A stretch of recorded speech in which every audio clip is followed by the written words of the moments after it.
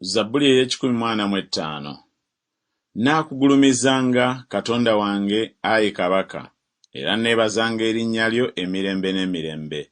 Buli lunaku naakwebazanga era naatenderezanga erinnya lyo emirembe n'emirembe.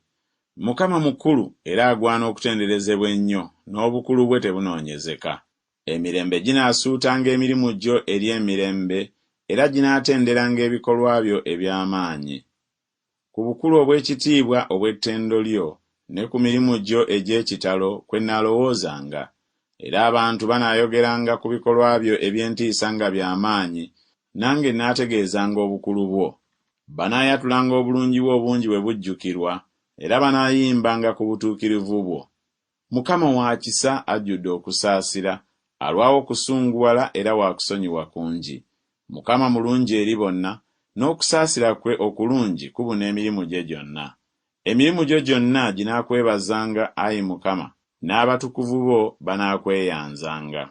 Banaayogeranga ku kitiibwa eky'obwakabaka bwo, banaanyumyanga ku buyinza bwo, okumanyisanga abaana b'abantu ebikolwa bye eby'amaanyi, n'ekitiibwa eky'obukulu obw'obwakabaka bwe.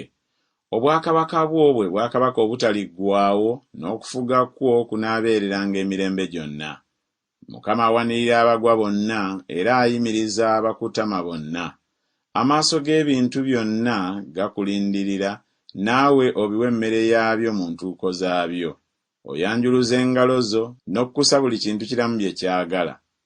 Mukama mutuukirivu mu makubo ge gonna, era wa kisa mu mirimu gye gyonna. Mukama abakumpi abo bonna abamukaabira, bonna abamukaabira n'amazima.